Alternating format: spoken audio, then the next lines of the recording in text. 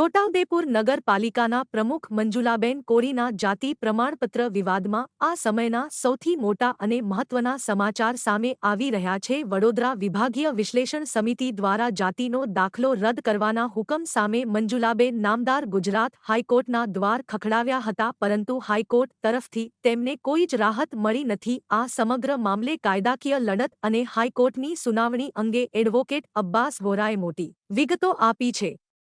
વિગતો મુજબ ગત તારીખ 2/05/2026 ના રોજ વડોદરા વિશ્લેષણ સમિતિએ મંજુલાબેનનો જાતિનો દાખલો રદ કરતો હુકમ.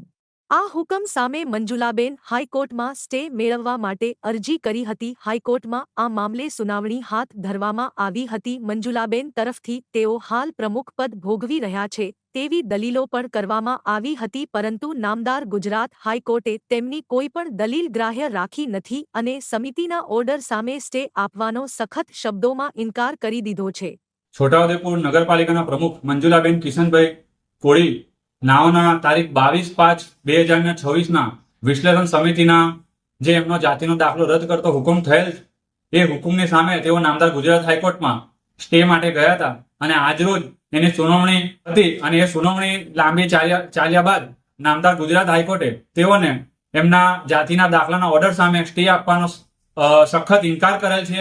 એમના પ્રમુખ પદ હમણાં ભોગવી રહ્યા છે એની પણ દલીલ કરી, પણ નામદાર ગુજરાત હાઈકોર્ટે કોઈ દલીલો એમની ગ્રાહ્ય રાખી નથી અને એમને સ્ટે આપવાનો ઇનકાર કરેલ છે. તેથી તે નગરપાલિકાના પ્રમુખ મંજુલાબેનને આજરોજ તેઓનું સ્વૈચ્છિક રાજીનામું આપી અને આ પદ ઉપરથી હટી જવું જોઈએ.